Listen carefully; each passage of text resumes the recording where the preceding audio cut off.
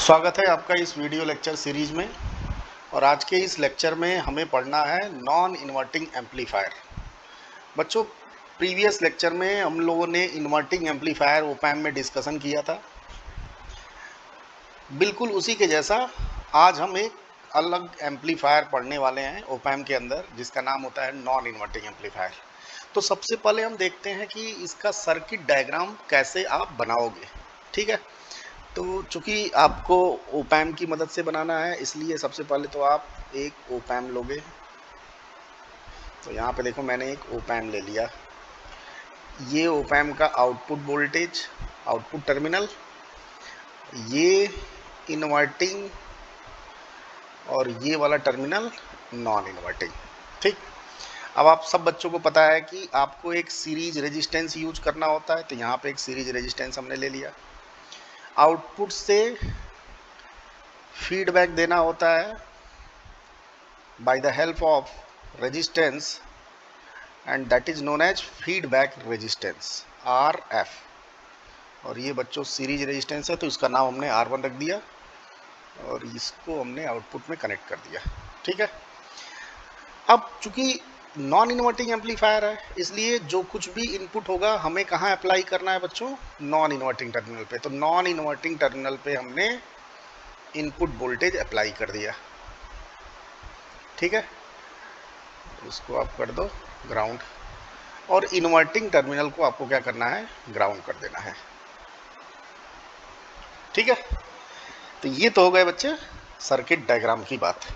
अब इस op amp की एनालिसिस हम करते हैं। मींस हमें इस ओप एम्प का, हमें इस एम्पलीफायर का आउटपुट वोल्टेज और क्लोज लूप गेन कैलकुलेट करना है। ठीक है, तो चलिए आइए करते हैं। तो उसके लिए बच्चों आपको क्या करना पड़ेगा? सबसे पहले तो भाई कॉन्सेप्ट आप क्या अप्लाई करोगे? Nodal method. तो नोडल मेथड अप्लाई करने से पहले जितने भी इसमें नोड्स हैं इस सर्किट के अंदर, उनके वोल्टेज को हम लिख लें। तो बच्चों यहाँ देखो, ये चूंकि ग्राउंड है इसलिए यहाँ होगा 0 वोल्ट। तो यहाँ पे क्या हो जाएगा? VI, सब बच्चे जानते हैं। यहाँ VI है, तो वर्चुअल ग्राउंड कॉन्सेप्ट से यहाँ का भी वोल्टेज क्या हो जाएगा बच्चों? VI। ये कनेक्टिंग वायर से कनेक्ट है, इसलिए ये VI। यहाँ भी कुछ वैसा ही सीन है, V0, और यहाँ का वोल्टेज क्या है बच्चों? 0। ठीक, अब इसके बाद हमें करंट को मेंशन करना है। तो आप देखो, यहाँ पे करंट को आप I1 ले लो। इधर का करंट आप सब बच्चों को पता है 0 होता है, और इधर के करंट को आप IF ले लो। ठीक है, अच्छा, ये वोल्टेज दोनों इक्वल कैसे हुआ? तो इस चीज को आप यहाँ पे एक्सप्लेन कर दो कि यूजिंग वर्चुअल शॉर्ट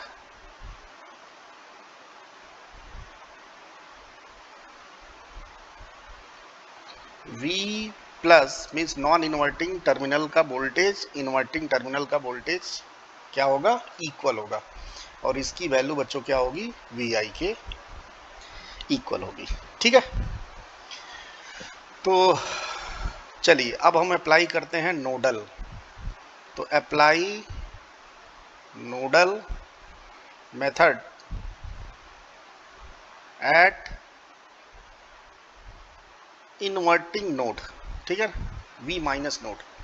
तो V माइनस नोड बच्चों यहाँ पे है, तो क्या आप लिखोगे? इसके लिए सबसे पहले तो आपको KCL अप्लाई करना पड़ेगा। तो I1 इज इक्वल टू, इधर का देखो करंट क्या है? 0, और उधर करंट चला गया IF। मीन्स बच्चों I1 की वैल्यू क्या हो जाएगी? IF के इक्वल हो जाएगी। ठीक है, और अब बारी है I1 को लिखने की। तो यूजिंग ओम्स लॉ से हम I1 को लिखेंगे। तो यहाँ पे देखो I1 ऐसे फ्लो कर रहा है, मीन्स ये वाला हाइयर पोटेंशियल पे है। तो higher potential minus lower potential divided by resistance R1। Similarly the value of IF is VI minus V0 divided by RF। बात समझ में आई बच्चों? अब इस एक्सप्रेशन की मदद से आपको वी नॉट की वैल्यू निकालनी है। तो आप एक काम करो, सबसे पहले तो आर एफ का यहाँ पे मल्टीप्लाई कर दो, तो ये हो जाएगा R F by R one into V I is equal to V I minus V naught. अब आपको वी नॉट कैलकुलेट करने के लिए इसको इधर शिफ्ट करना पड़ेगा और इसको इधर शिफ्ट कर दो। तो जब आप इसको इधर शिफ्ट करोगे बच्चों, तो आपको वी आई वहाँ से कॉमन मिलेगा। ठीक है भाई, कर ही लेते हैं पहले शिफ्ट, उसके बाद मैं आपको दिखाता हूँ। इधर किया वी नॉट, इधर कर दिया हमने R F by R one into V I. ठीक है, अब यहाँ से देखो वी नॉट की वैल्यू क्या आ गई बच्चों, 1 plus R F divided by R one into V I. बात समझ में आई कि नहीं? तो यहाँ देखिए आपने इस एम्पलीफायर का आउटपुट वोल्टेज कैलकुलेट कर लिया।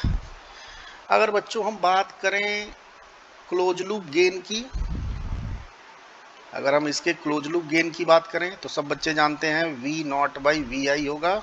और ध्यान से देखो बच्चों, इसका क्लोज लूप गेन, या इसको आप वोल्टेज गेन भी बोल सकते हो, ए वी से लिख सकते हो। मैं यहाँ पे लिख देता हूँ ए वी, ठीक है, या क्लोज लूप गेन। तो कितना आ गया आप देखिए, यहाँ से V naught upon V I की वैल्यू निकालिए, तो ये आ जाएगा 1 plus R F divided by R one. This is the close loop gain of non inverting amplifier. यहाँ पे देखिए बच्चों, गेन पॉजिटिव आया है या फिर आउटपुट वोल्टेज पॉजिटिव आया है। तो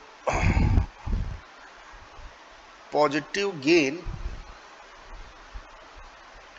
इंडिकेट्स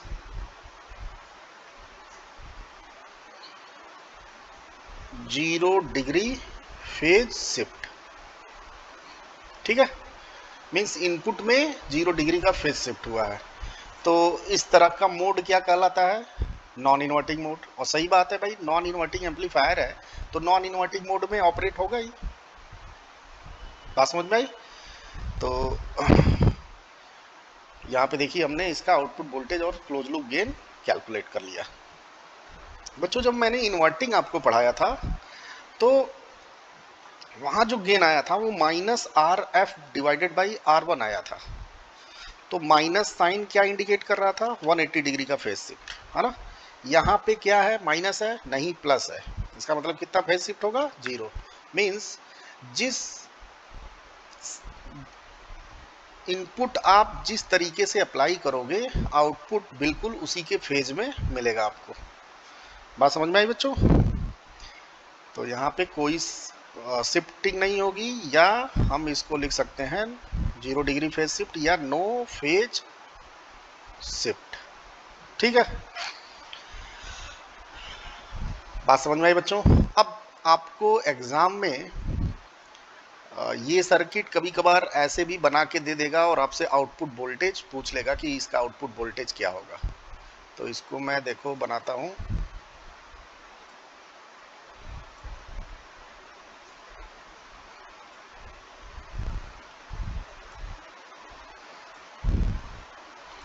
ये देखिए आपको ऐसे बना के भी दे देगा।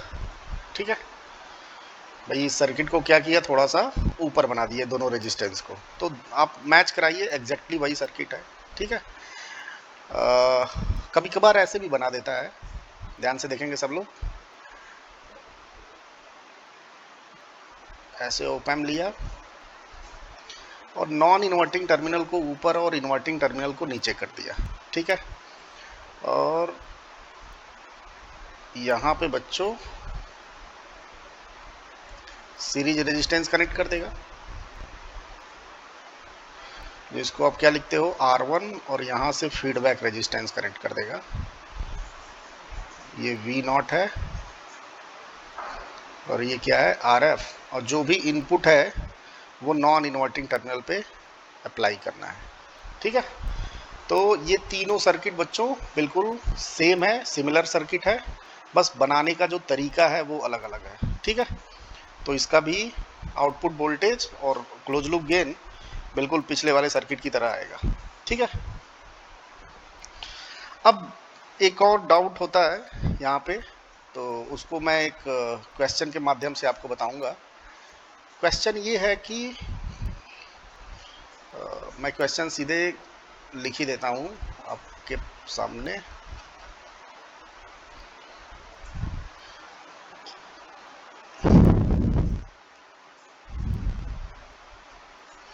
Find V not for following circuit. ठीक है, और आपको सर्किट बनाया हुआ है ऐसे।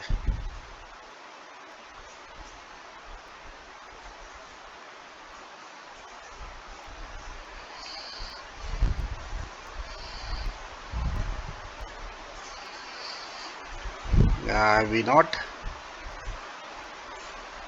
ये इन्वर्टिंग टर्मिनल,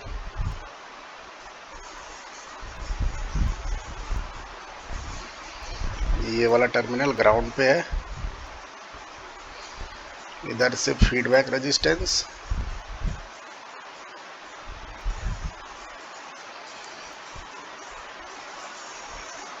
यहाँ एक रेजिस्टेंस के थ्रू इनपुट वोल्टेज अप्लाई किया है। तो ये है बच्चों R1, ये है RF and this will be R2। ठीक है, और चलिए ठीक है, कभी कभार R1, R2, RF की वैल्यू ये सब गिवन होती है और आउटपुट वोल्टेज आपसे पूछ लेता है, तो वो अगर वैल्यूज दिया रहेगा तो हम सीधे सीधे सारी वैल्यूज पुट करके एक न्यूमेरिकल आंसर निकाल लेंगे। बट यहाँ पे गिवन नहीं है, तो जो भी आउटपुट वोल्टेज होगा वो R1, R2 और RF के टर्म में आएगा। बात समझ में आई? तो बच्चों आप ध्यान से देखो, अगर आप इस सर्किट को पहचान लेते हो कि ये इन्वर्टिंग है कि नॉन इन्वर्टिंग है, तो डायरेक्ट आप आउटपुट वोल्टेज उसके अकॉर्डिंग लिख लोगे। बट कभी कभार सर्किट आपको ऐसा बना के दे देगा कि कंफ्यूज हो जाओगे। तो आपको पहचानना नहीं है कि कौन सा सर्किट हमको गिवन है ना, इन्वर्टिंग है कि नॉन इन्वर्टिंग है, इस तरीके का आपको कुछ नहीं करना है। आपको सीधे बेसिक कॉन्सेप्ट पे जाना है ना। तो जो बेसिक फंडामेंटल कॉन्सेप्ट था वो क्या था? सबसे पहले हम वर्चुअल शॉर्ट कॉन्सेप्ट से दोनों टर्मिनल के वोल्टेज को इक्वल करेंगे। ठीक, तो यहाँ बच्चों आप देखो, ये नॉन इन्वर्टिंग टर्मिनल है तो यहाँ का वोल्टेज क्या होगा? V प्लस, और ये इन्वर्टिंग टर्मिनल है तो यहाँ का वोल्टेज क्या होगा बच्चों? V minus. ठीक है ना, हमेशा जो नॉन इन्वर्टिंग वोल्टेज होगा वो डायरेक्ट इस टर्मिनल से कनेक्ट होगा। मीन्स इस टर्मिनल, ये आप देख रहे हो ना, यहाँ पे कोई भी किसी भी तरीके का कोई भी रेजिस्टेंस या फिर कोई भी कंपोनेंट कनेक्ट नहीं होना चाहिए। ऐसा नहीं बच्चों, यहाँ पे वी आई को आप V प्लस कर दोगे, गलत। ठीक है, V प्लस डायरेक्ट इस टर्मिनल का वोल्टेज होगा। ठीक है ना, और सेम यही चीज होगा V माइनस के लिए। बात समझ में आई? मैक्सिमम स्टूडेंट्स क्या बोलते हैं, सर V प्लस की वैल्यू V आई होगी और V माइनस की वैल्यू 0 होगी। अरे भाई, 0 V माइनस ये थोड़ा ना है, ये है V माइनस और V प्लस ये है। बात समझ में आई कि नहीं? तो ये आपको ध्यान रखना है। तो वर्चुअल कॉन्सेप्ट ये बोलता है, वर्चुअल शॉर्ट कॉन्सेप्ट की V plus equal to V minus. तो V प्लस की वैल्यू क्या होगी बच्चों? ठीक है, तो आप कैसे निकालोगे? तो आप ध्यान से देखो, यहाँ करंट की वैल्यू क्या होगी और यहाँ करंट की वैल्यू क्या होगी? सब बच्चे जानते हैं कि इनपुट टर्मिनल्स में ओपैम के करंट की वैल्यू क्या होती है? 0। कोई करंट फ्लो नहीं करता है। ये भी करंट क्या होगा बच्चों? 0। तो जब ये 0 होगा, इसका मतलब इस रेजिस्टेंस के क्रॉस कोई वोल्टेज का ड्रॉप नहीं होगा। मींस इस रेजिस्टेंस के क्रॉस जो वोल्टेज होगा वो 0 होगा। अब आप मुझे बताओ कि अगर इसके क्रॉस वोल्टेज 0 है और यहाँ पे V आई है, तो क्या आप V प्लस की वैल्यू बता सकते हो? बिल्कुल बता सकते हैं sir. V I minus drop in R2, और ड्रॉप इन R2 क्या है बच्चों? 0 है, सॉरी 0 है। तो V प्लस की वैल्यू कितनी आ गई? V आई आ गई। तो यहाँ देखिए, आपकी किस्मत अच्छी है कि इस V प्लस की वैल्यू V आई के इक्वल आ गई है। ठीक है, बार बार ये चीज़ नहीं होगी कि यहाँ का वोल्टेज, यहाँ का वोल्टेज आप इसको v प्लस ले लो या इसको v प्लस ले लो, कोई फर्क नहीं पड़ेगा। तो फर्क पड़ेगा बच्चों, यहाँ नहीं फर्क पड़ेगा क्योंकि क्वेश्चन ही ऐसा गिवन है, सर्किट ही ऐसा गिवन है, ठीक है ना। तो हमेशा याद रखना आपको v प्लस डायरेक्ट यहाँ से टर्मिनल निकाल के यहाँ पे मेंशन करना है, और v माइनस ये जो टर्मिनल यहाँ से निकला हुआ है उसको v माइनस एज्यूम करना है। ऐसा नहीं कि कहीं आप इधर v प्लस ले लेना या इधर माइनस v माइनस ले लेना। तो इस बात का आपको ध्यान होना चाहिए बच्चों, ठीक है। अभी कुछ क्वेश्चन और मैं कराऊंगा, तब आपको चीज़ें क्लियर होंगी। चलिए, ये तो v प्लस की बात हो गई। अब आपको पता है कि using virtual short concept v plus is equal to v minus, और इसकी वैल्यू क्या होगी बच्चों, vi होगी, ठीक। अब आपको अप्लाई करना है क्या, नोडल मेथड। तो नोडल मेथड कहाँ अप्लाई करोगे, यहाँ पे मैं लिख दे रहा हूँ apply nodal method at v minus terminal. तो इस टर्मिनल पे आप नोडल मेथड अप्लाई करो, तो उससे पहले आपको करंट मेंशन करना पड़ेगा। तो यहाँ का करंट है बच्चों क्या, I1, इधर जा रहा है देखो 0, और इसमें आप मेंशन कर लो IF। तो आप लिखोगे I1 is equal to IF। तो सब बच्चे बताएंगे I1 की वैल्यू क्या होगी। तो यहाँ बच्चों क्या है, 0 वोल्ट है, तो 0 माइनस यहाँ का वोल्टेज क्या है, V minus divided by R1, और IF की वैल्यू देखो यहाँ पे क्या है, V माइनस है, तो V minus minus V not, तो V minus minus V naught divided by RF। बात समझ में आई कि नहीं। तो अब यहाँ पे V माइनस की वैल्यू हमें पुट करनी है। तो V माइनस की वैल्यू क्या है, VI है, तो चलिए आइए पुट करते हैं, VI divided by R1 is equal to VI minus V naught divided by RF। ठीक है बच्चों, अब इसको यहाँ पे सॉल्व करते हैं। अब यहाँ से आप मुझे बताओ कि V नॉट आपको निकालना है ना, तो V नॉट आप देखो यहाँ से क्या आ जाएगा, 1 plus RF divided by R1 into VI। आप कैलकुलेट करके देखना, मैंने कई सारे स्टेप्स स्किप कर दिए हैं। तो ये आएगा आपका final output voltage of this circuit, ठीक है। तो आपने देखा कि इसका आउटपुट वोल्टेज बिल्कुल नॉन इन्वर्टिंग एम्पलीफायर की तरह आ रहा है। और बच्चों ये नॉन इन्वर्टिंग एम्पलीफायर ही है। ये जो रेजिस्टेंस आपको बनाया हुआ है इसका कोई सिग्निफिकेंस नहीं है। तो आप इसको कनेक्ट करो या मत करो, कोई फर्क पड़ने वाला नहीं है आउटपुट वोल्टेज पे, ठीक है ना। उसका कारण क्या है, यहाँ पे करंट क्या है बच्चों, 0 है, ठीक है भाई। इस रेजिस्टेंस के क्रॉस जो वोल्टेज आ रहा है वो 0 आ रहा है, क्योंकि इसके थ्रू जो करंट है वो 0 है। बात समझ में आई बच्चों। तो आई होप आपको ये लेक्चर अच्छे से समझ में आ गया। और कई सारे डाउट्स होते हैं, हम लोग देखेंगे। मैं एक वीडियो बनाऊंगा जिसमें बहुत सारे न्यूमेरिकल्स को सॉल्व करना आपको सिखाऊंगा। तो चलिए आइए, आज बस इतना ही करते हैं, और बाकी के टॉपिक को हम अगले लेक्चर में कंटिन्यू करेंगे। तो धन्यवाद आपका। जय हिंद, जय भारत।